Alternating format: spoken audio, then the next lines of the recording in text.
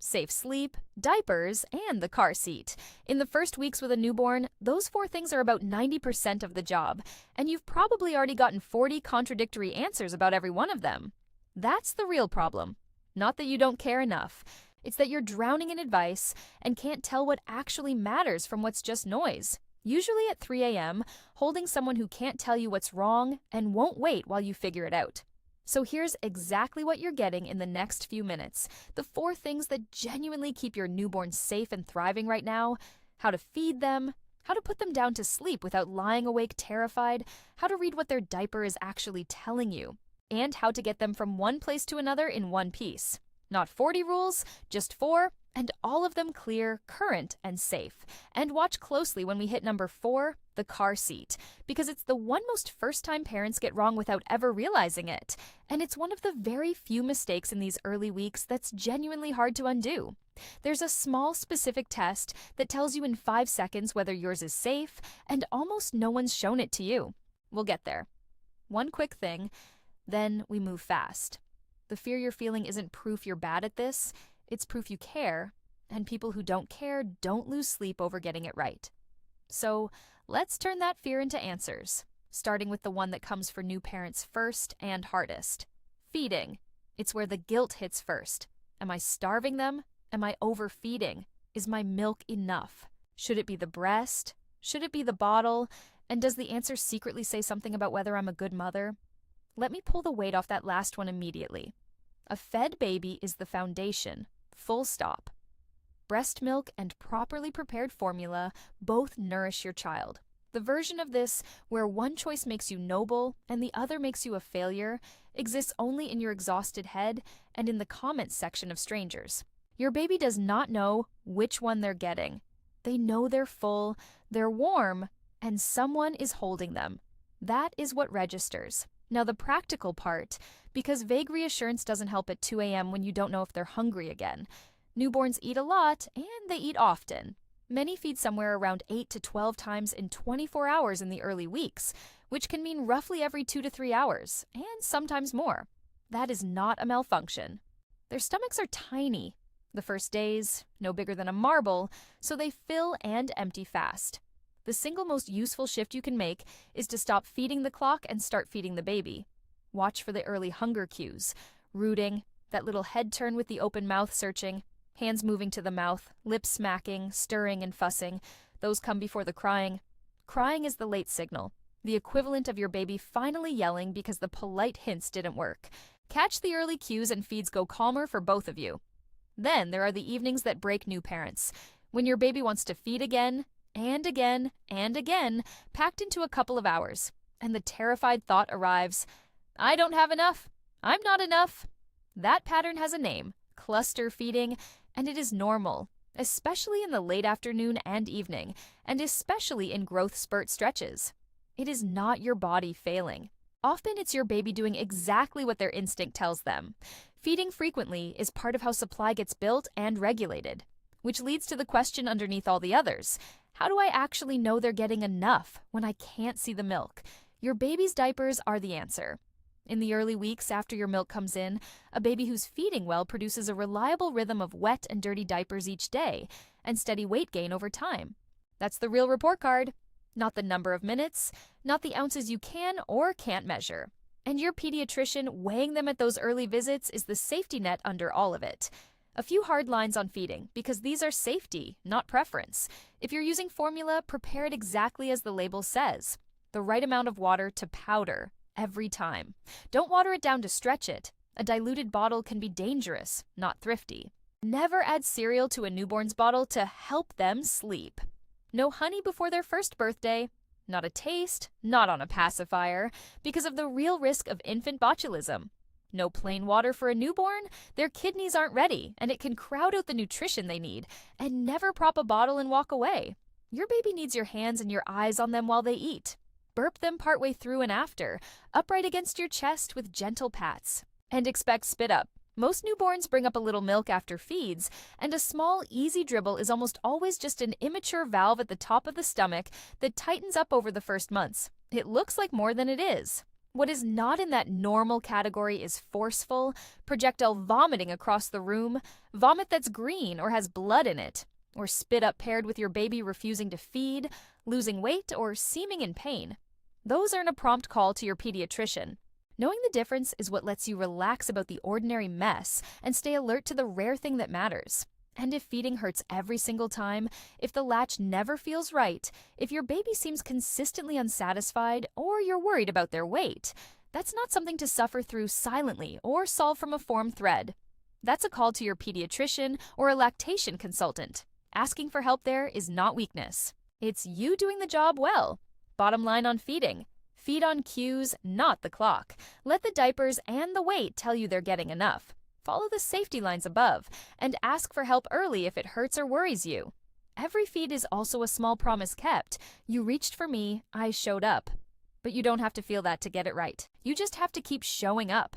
Next is the pillar that keeps parents awake even when the baby finally isn't. Pillar 2, sleep. And the fear under the exhaustion is SIDS. The dread that you'll do everything right all day and something will go wrong in the quiet. The antidote to 3 a.m. spiraling is clear rules, so here they are. The whole foundation of safe newborn sleep fits into 3 letters, A, B, and C, which stand for alone back and crib. Your baby sleeps alone, on their own separate surface, with nothing else in there, on their back for every single sleep, naps included, never the side or the stomach, and in a crib or bassinet, a firm, flat surface made for sleep. Let me make that concrete, because the details are where safety actually lives. The sleep surface should be firm and flat, with a fitted sheet and nothing else. No blankets, no pillows, no crib bumpers, no stuffed animals, no positioners or wedges, however cozy they look in the store or in someone else's photo. An empty crib feels wrong to a tired parent, too bare, too cold looking. That bareness is the safety. If you worry about warmth, dress your baby in 1 light layer more than you'd wear, or use a wearable sleep sack instead of a loose blanket, and keep the room at a comfortable temperature so they don't overheat. Skip the hat indoors for sleep. And here's a piece the guidelines are clear on that surprises people. Your baby should sleep in your room, on their own separate surface, ideally for at least the first 6 months. Close enough to hear and reach, but not in your bed. Room sharing, not bed sharing. I know how tempting the bed is at 4 a.m. with a baby who only settles on you. But the adult bed with its soft mattress and bedding and the risk of rolling is one of the genuinely high-risk places for an infant to sleep. The most dangerous of all is falling asleep with your baby on a couch or armchair. If you feel yourself fading while feeding, the safer move is to feed somewhere you won't drift off, or to put them back on their own surface the moment you're done. 2 more that help.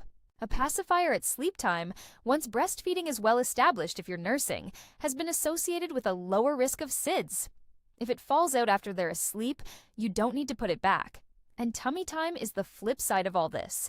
While your baby is awake and you're watching, give them time on their belly to build strength.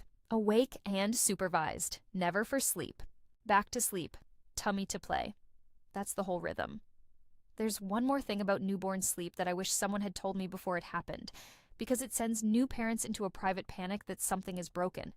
Newborn sleep is supposed to be chaotic. Your baby will sleep a huge number of hours across a day, but in scattered, unpredictable chunks, 2 or 3 hours here, 40 minutes there, around the clock, with no respect whatsoever for whether it's noon or 4 a.m. That's not a problem you need to fix. Newborns are born without a working day-night clock. The internal rhythm that tells the rest of us when to sleep takes weeks to develop, which is why so many babies have their days and nights flipped at first. You can gently nudge it along. Keep daytime bright and normal and a little stimulating. Keep nighttime dim and dull and boring. Treat night feeds and changes as quiet non-events. But you cannot force a 2-week-old onto a schedule, and you are not failing because they don't have one. The fragmented nights are a stage, not a verdict on you. You don't have to be perfect here. You have to be consistent. Back, bare crib, your room, every sleep. And if anything about your baby's sleep or breathing ever worries you, bring it to your pediatrician. Even the small worries count. Pillar 3, diapers. You'll obsess over poop. And there's a real reason. That diaper is one of the only status reports you get from someone who can't talk yet. So let's learn to read it and lock down exactly when a diaper means relax versus call the doctor now. So let's read it together. The very first diapers will catch you off guard. A sticky, dark, almost black tar-like substance called meconium. That's exactly what it should be in the first day or two. It's everything that built up before birth, clearing out. Over the next days it transitions, getting greenish and looser, and then it settles into your baby's normal. And normal here is a huge range, which is the part that calms most parents down. A breastfed baby often has soft, almost mustard yellow, seedy stools and may go many times a day, sometimes with nearly every feed in the early weeks. A formula-fed baby's tends to be a bit firmer and more tan or brown. Frequency varies wildly between babies, and that's okay. Wet diapers, again, are your hydration gauge. A well-fed newborn gives you a steady, reliable number of wet ones each day once your milk is in. But this is also the pillar where I have to be the most precise, because some signs from a diaper or a newborn are not wait and see. They're call now. So write these somewhere. Call your pediatrician promptly if your baby has very few or no wet diapers, or shows other signs of dehydration like a sunken soft spot, no tears, or unusual sleepiness. Call about hard, dry, pellet-like stools, or any blood in the stool. Call about stools that are white, chalky, or pale, which can signal a problem that needs checking. And this next one is the most important sentence in this entire guide. In a baby under about 3 months old, a fever, a rectal temperature of 100.4 degrees Fahrenheit or 38 Celsius or higher, is a medical emergency, not a wait until morning. You call your doctor or go in right away because a newborn's immune system can't fight things off the way an older child's can, and they need to be seen fast. That isn't me trying to scare you. That's me handing you the one rule that lets you stop second guessing. Under 3 months, fever means call, immediately, every time. While we're in this territory, 2 gentle practical notes. To prevent and ease diaper rash, change diapers frequently, pat dry rather than rub, let the skin get a little open air when you can, and use a barrier cream. And for a baby girl, always wipe front to back. And the umbilical cord stump, keep it clean and dry, fold the diaper down below it so it's exposed to air. Stick to sponge baths until it dries up and falls off on its own in a week or 2, and don't pull it. If the area around it gets red, swollen, smelly, or oozes, that's a call to the pediatrician. Read the diaper, know those red flags cold, and most of the daily worry just evaporates. Which brings us to the 4th pillar. The one I told you most first-time parents fumble without realizing, the one that's hardest to undo if it goes wrong. The car seat. Because feeding and sleep in diapers, you get endless practice at all day, every day. The car seat you might use right for weeks and have one rushed, exhausted moment where you get it wrong. And that's the one moment that matters most. So let's make sure the right way is the automatic way. The headline, your baby rides rear-facing and stays rear-facing as long as possible, at minimum until they reach the height or weight limit of their seat, which for most kids is well past their 2nd birthday. Rear-facing isn't a phase to rush out of. It's the single most protective position for a young child's fragile head, neck, and spine in a crash. The seat itself needs to be installed tightly. Once it's in, grab it at the belt path where the seatbelt or anchors run through, and it shouldn't move more than about an inch side to side or front to back. For a newborn, the recline angle matters. Too upright and their heavy head can slump forward and make breathing harder. So follow your seat's angle indicator to get it right. Now, the part parents most often get wrong with the baby themselves. The harness straps for a rear-facing baby should come from at or below their shoulders. The chest clip, that buckle across the front, sits at armpit level, not down on the belly, not up on the throat. And the harness needs to be genuinely snug. Here's that 5-second test I promised. After buckling, try to pinch the strap at the shoulder between your fingers. If you can pinch a fold of slack, it's too loose. Tighten until you can't. That's it. A loose harness in a crash is the difference between a seat that holds your baby and one that doesn't. And this is the trap, especially in cold weather. Never put your baby in the car seat wearing a bulky coat or a snowsuit. It feels like the loving, warm thing to do. But that puffy layer compresses in a crash and leaves the harness dangerously loose against their body. Instead, buckle them snugly in their regular clothes, then tuck a blanket over the top of the harness, or put their coat on backwards over the buckled straps. Skip any extra padding or head inserts that didn't come with the seat. Aftermarket add-ons can interfere with how it's designed to protect. There's also a quieter risk worth knowing. A car seat is built for travel, not for routine sleep. A newborn left for long stretches in that semi-upright position can have their chin drop toward their chest and struggle to breathe. So use it for the journey, keep an eye on them, take breaks on long drives, and once you're home, move a sleeping baby to their flat crib rather than leaving them in the seat. Register your seat so the manufacturer can reach you about any recall, and be very cautious about a secondhand seat whose history you don't know or that may be expired. If all of that feels like a lot to get exactly right while terrified, here's the relief. You don't have to verify it alone. There are certified child passenger safety technicians whose entire job is to check your install for free and show you, hands-on, what right looks like. Booking that check is one of the smartest, most loving things you can do before that first drive home. So here's what ties all four together. There's no secret perfect way the other parents know and you missed. Feeding, sleep, diapers, the car seat, what your baby needs isn't an expert. It's someone who keeps showing up and keeps adjusting. You'll overbundle them, panic over a normal diaper, tighten a harness too loose one day, and fix it the next. That's not failing. That's the job. They signal, you respond, you adjust, again. And it gets easier faster than you'd believe. In a few weeks, you'll tell the hungry cry from the tired cry without thinking, glance at a diaper, and just know it's fine. No article teaches you that. You earn it on exactly the nights you're surviving right now. So, when you don't know, ask. Your pediatrician, a nurse line, someone who's done it. That isn't weakness. It's exactly the move. If this took some weight off tonight, follow along.